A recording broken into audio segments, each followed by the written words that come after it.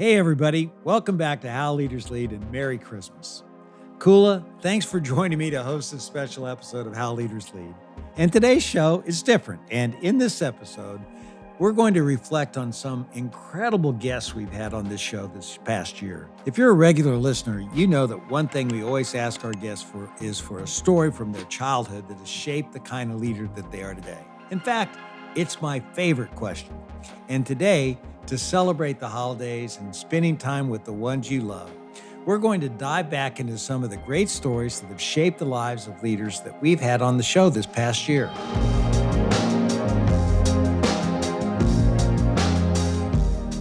David, I'm so excited to revisit some of these amazing guests and their insights. And you're right, it is such a great time to air an episode like this. It's the holidays. Merry Christmas, by the way. People are spending time with their families, and it really is such a special time to reflect on the year we've had and all the moments we've experienced that have helped us grow. And as you start to slow down for this holiday season, that may be hard to do, and spend time with your friends and family, let's revisit some of these stories that have shaped some of the world's greatest leaders. And hopefully, it will remind you that every experience and person you encounter in your life can teach you something about yourself and how you want to show up in the world. In this episode, you'll hear lessons from CEOs, coaches, and leaders, and the moments from their lives that have shaped who they are today. Lessons from their parents, from their mentors, really everything. And we hope that they'll inspire you as you enjoy this season with your loved ones. So let's start here with the story from Jamie Dimon's childhood. Jamie's the chairman and CEO of JP Morgan Chase, and you're going to love this story about his mom. I'll tell you a quick little story about my mother. We must be 12 or 13 years old, and my parents are having a glass of wine in the living room. And my father says to my mother something about, her name was Themis, which means justice in Greek, by the way. I believe the goddess of justice. And he used the word, "You're acting hysterical." And I don't know if you remember those books about the second mystique or the second sex. And she said, "I told you not to say that, Ted." He said, "Well, when you're acting hysterical, you're acting hysterical." And she said, "I told you not to say that." And he said it one more time, and she walked up to him and took her wine in his face and left the room. And he was in shock. And the three boys, we've never seen anything like that, not in my house. And now, of course, the three of us were like, the revolution has begun, because he was the boss. Like, just you. And it was like, we're going to overthrow the king.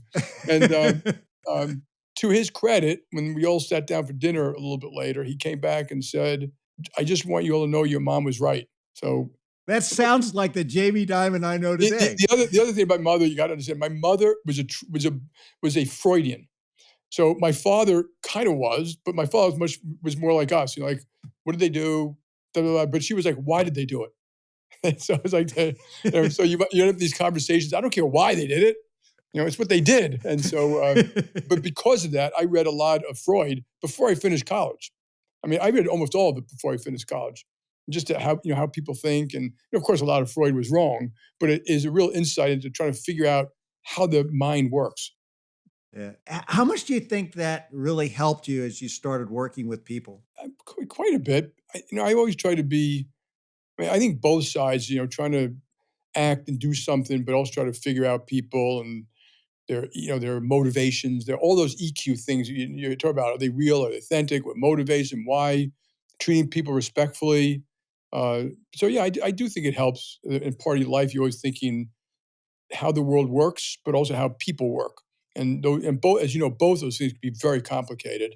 And we still spend most of our time trying to figure that stuff out. How did the fact that your dad was in finance and was totally indoctrinated in that world, how did that impact, where you headed? And when you think about your dad, what was the biggest thing you learned from him that you took into the business world? So of the three boys, I was the only one who took an interest in finance. I worked from the summer, basically like doing mailings and answering phones and stuff like that when I was 14 or 15. But I was interested. I always read the papers. I always read the business section. I read the sports section. I read so he nurtured that. He didn't make anyone do it. Like I said, my older brother became a physicist. My other brother, educator, which my parents enormously respected. But I was interested in that part of the world, and so he'd give me stuff to read. I remember reading a book that Merrill Lynch had done, like how to read an income statement and balance sheet. I read Graham and Dodd. There's a big, thick one, but there's a one called The Intelligent Investor. I probably read it when I was 15, and I bought my first stocks when I was about 14 or 15. And so that my interest was piqued. I wasn't heading to be a stockbroker. In fact, my father didn't want me to. His view was, a lot of people like the grass is green on the other side. He didn't think it was what I should be doing or stuff like that. And I didn't head to be a stockbroker. But yeah, of course, it nurtured my interest. And I wrote a couple of papers in college about business and stuff like that. So I was interested. But the interest was more about building something great. I would read the stories about companies that had really done interesting stuff and built things and bought things and made more employees and stuff like that. So yeah, it nurtured it. Gave me stuff to read. I remember a very humbling thing. He came home one day a couple of times. You remember Yum Brands. So take a business you think you would understand, like a restaurant, and you can understand what the profits are, and that you actually eat there as opposed to like chips, which is hard for a kid. But he would take, and back then annual reports were much shorter, and he would rip out the page that had the price.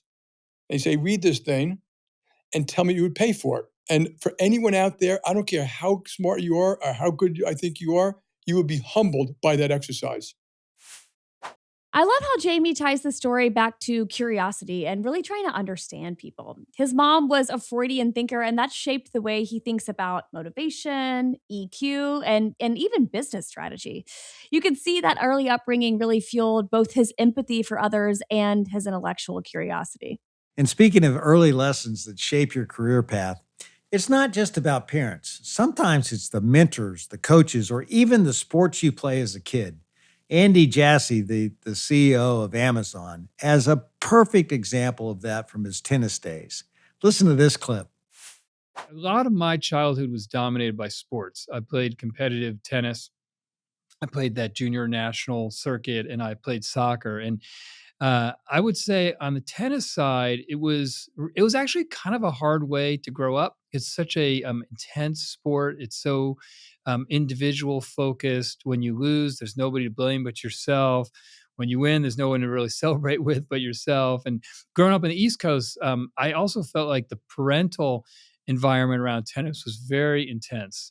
But tennis taught me a lot of lessons that have really helped me later in my life. It taught me what hard work looks like, and what happens when you don't work hard. It taught me really how to be focused in the moment. When you get to competitive levels in tennis, all the matches are won by like 15 to 20 points during the match. So you just have to have the ability to be laser focused in the moments that matter. It taught me how to move on. When you can play a tennis tournament and you can have the best win of your year at 9 a.m. and then go out at 2 p.m. and play another match and it's all gone. And so you have to be able to move on from success really quickly and from failure very quickly. Because the other thing is when you play tennis at a competitive level, you rarely win the tournament. So it means you actually lose almost every single time that you play. Um, and then it did teach me as well that you have to find a way to be good to yourself even when things go wrong. Like we all plan so hard and work so hard, and no matter what happens, sometimes it just doesn't work out. And if you're competitive and have high standards, you have to live with that, and then you have to find a way to give yourself a little bit of a break. And I learned those things, I would say, from tennis, which have been helpful. And I would say that one lesson I would say from my soccer life, which really involved my dad, who's probably the person on this planet that I most respect. And as a kid, I really kind of worshiped my dad. I still do, but I remember I went to a soccer game with my younger brothers, and I was driving my dad crazy and just being antsy. And he said, "Well, why don't you go run a mile around the track?" The field was inside of a quarter mile track. And so I went and I ran it really slowly, but I ran it. And I got back and I said to my dad, I said, "See, I did it." And he said, "If you're going to run like that, why bother running? Like if you're going to do something, do it." And he doesn't really remember that story, but that story always stuck with me, that if you're going to do something, whatever it is, do it and do it to your fullest, or don't do it. And so those were good lessons for me. God, tennis is brutal. I mean, you win, you celebrate alone, you lose, you really only have yourself to blame. And Andy talks about how that intensity taught him focus, resilience, and self accountability. But I also love the story with his dad and soccer. It's a simple but universal lesson. If you're going to do something, you got to give it your all. And that mindset really sticks with you for life. And sometimes those lessons are reinforced in many different ways. Pat Kelsey, the coach of the Louisville Cardinals basketball team, talks about how both family and coaches shaped him, giving him a template for leadership that lasts a lifetime and something that he executes day in and day out. I'm a big believer that you're a product of your upbringing. I'm really blessed. I'm biased, but I think I have the greatest mom and dad in the history of planet Earth. My father is my hero. My father is my role model. My dad was a Marine. My dad was a college basketball player. My dad's a very successful businessman, father of 5, a grandfather of 24. And he just always amazed me from the time I was little. And, my dad was a disciplinarian. He held us accountable at the highest level. He loved us with everything he had. But just the way he went about his life, how he treated people. He's in the car business, David. And, the car business in general probably doesn't have the best overall reputation if you compare it to all the other, industries. And look, my dad thinks it's one of the most noble professions that there are. And the way that he leads, the way he leads his sales force, the way he leads his dealership. My dad sees the world in black and white. There's no gray area. He always chooses the right path, regardless of the consequences. Tell the truth at all times. Just has such, just has a way about him that's infectious with the people around him. So I felt like I learned from the best. And then as I've proceeded throughout my career, David, I've been very lucky to work with and work for some just phenomenal human beings. My high school coach, Joe Schoenfeld, who is one of the winningest coaches in Ohio basketball history, was in my wedding. He's one of my best friends. And man, what a phenomenal leader he is. Not the type of coach that raises his voice, but he's the type of leader that you don't want to let him down. And he just has that way of getting the most out of people without raising his voice. And then, when I got into the coaching profession, I worked for a man named Skip Prosser, David. And Skip was the head coach at Xavier University. He was my college coach. And then he became the head coach at Wake Forest University all throughout the 2000s, was amazingly successful. And tragically passed away in 2007 at the height of his professional career. And, the legacy he leaves is on all of the people that he coached and worked with, like me, that I pay forward the lessons and the ideals that he taught me as I move forward in my career. So it's a long-winded answer to say that I just had great role models, whether it was my dad, whether it was Coach Schoenfeld, whether it was Coach Prosser. I just had men in my life that taught me right from wrong, that taught me how to go about my business and be a professional with class and integrity. And all 3 of those men were leaders of men, and I learned so much from them. I love this. You see how this combination of a disciplined parent and incredible coaches builds someone's character and their leadership style. He really emphasizes the human side of leadership and how you can inspire people without having to dominate everything. And sometimes it's the lessons from youth sports that really stick with you. Mike Wirth, the CEO of Chevron, has a story about running up a mountain as a teen that's kind of like a blueprint for how to push through the limits. You'll love this one. Well, I'll give you maybe 2. One of them, I grew up playing sports. I love playing sports, team sports, the typical U.S. sports, baseball, basketball, football. When I was 10 years old and showed up for my first football practice with this youth football team, we were coached by a guy who, I grew up in Golden, Colorado. He worked for the Coors Brewery. He'd take 3 weeks off work, his full allotment of vacation, for our fall practice before the football season began. And we used to have 3-a-day practices. Most people hear about 2-a-days. We'd actually practice 3 times a day, early in the morning, kind of in the middle of the day, and then in the afternoon. And he had built blocking sleds and these ropes and chutes, things that look like medieval, systems. And we were a bunch of 10-year-old kids out there.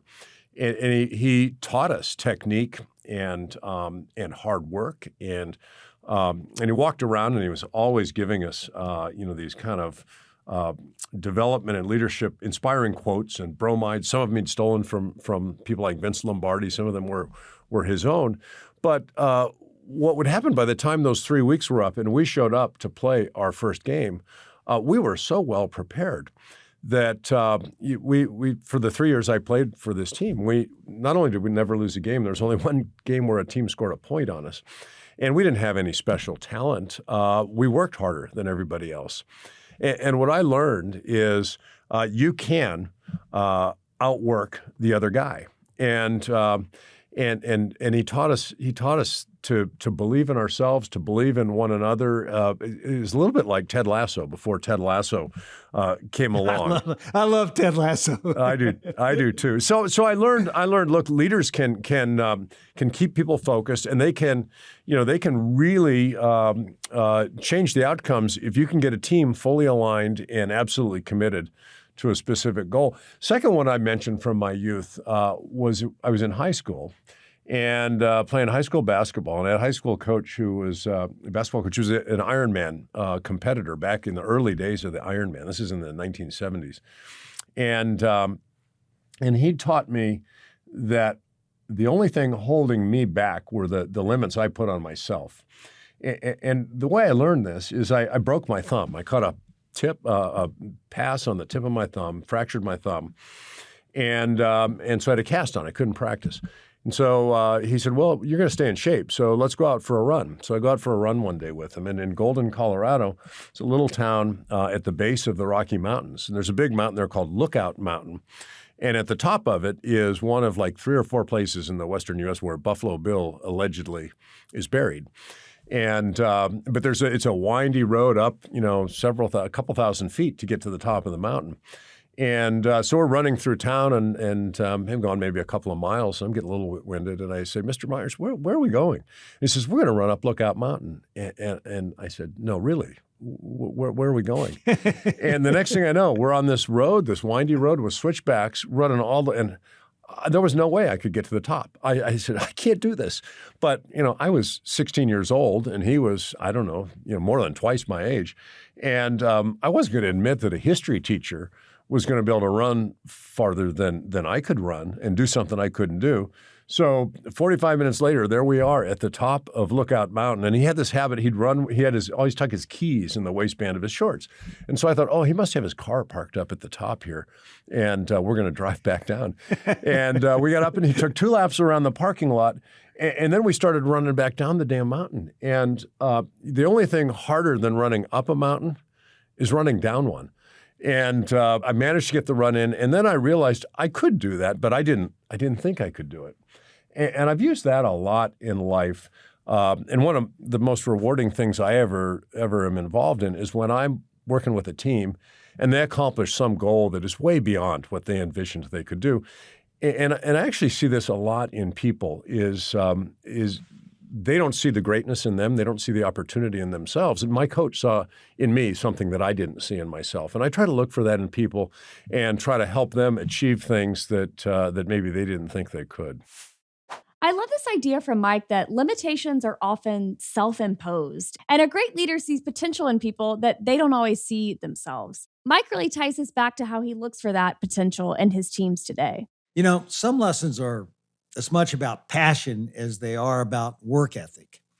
Now, Zach Brown, the CEO of McLaren Racing, shares here about how falling in love with racing as a 10-year-old fueled his approach to business and mentorship. You've got one of the most interesting jobs in the world, running a Formula One team.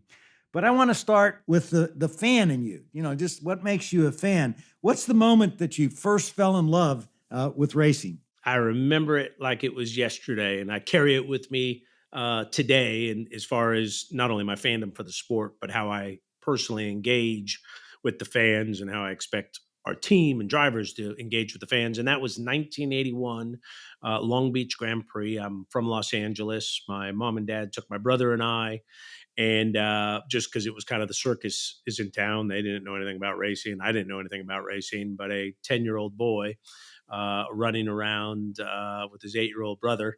The Long Beach Grand Prix, the sound, the speed. I remember the grandstand I was in. I remember the first racing driver I met.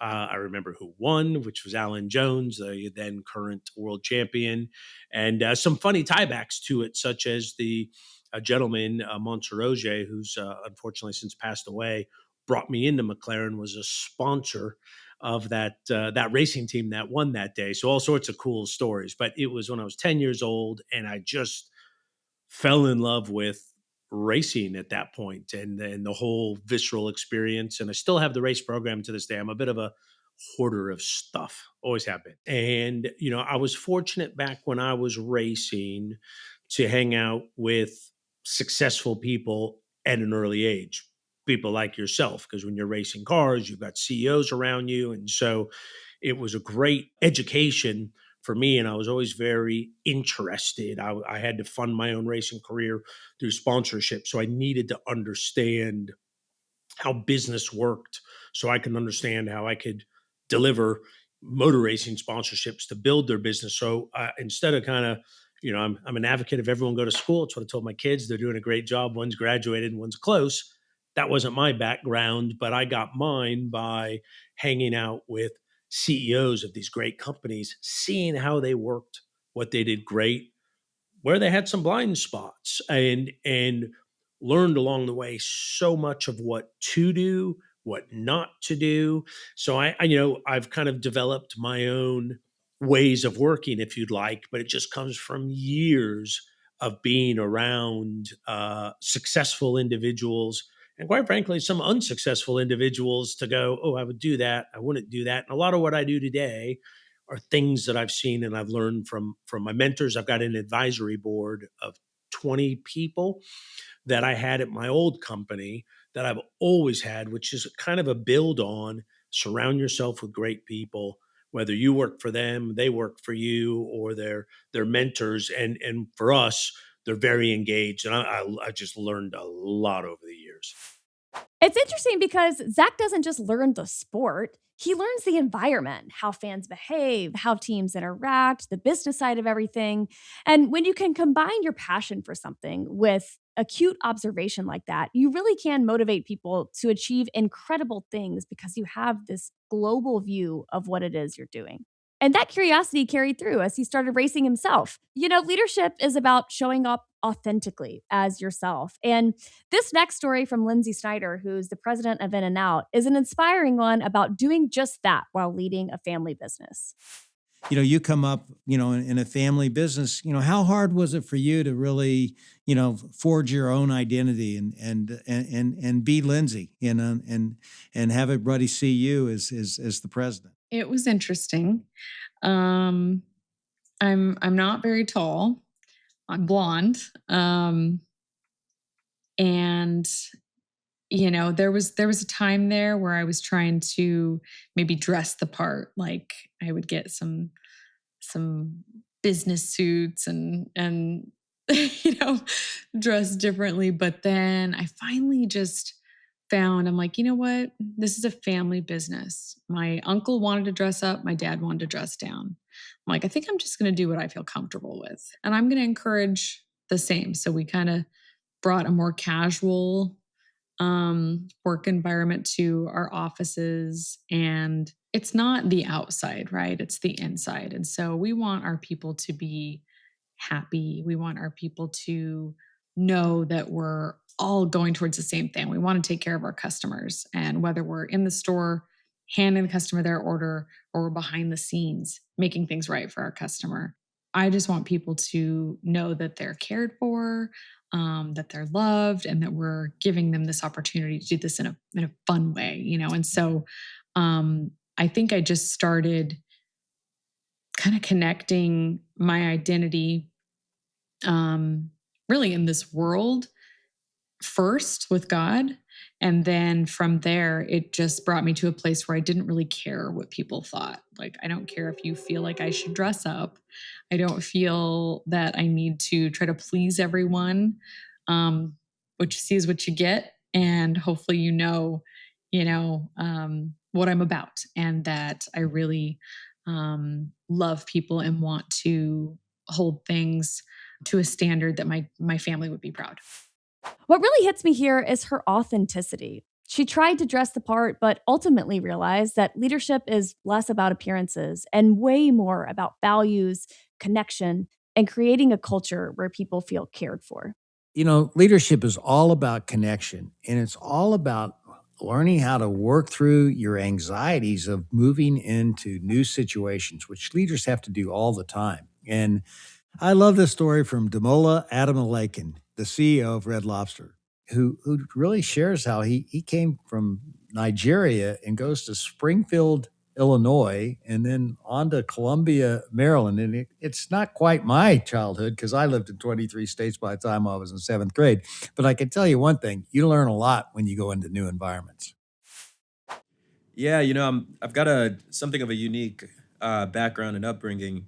Yeah, I was born in a small town in Nigeria, so I had an international background. I was born in Nigeria in a town called Ile Ife. Lived abroad in Nigeria and Zimbabwe and in the Netherlands through my childhood, and then moved to the States when I was 9 to Springfield, Illinois first, and then Columbia, Maryland, before I went to college at Brown.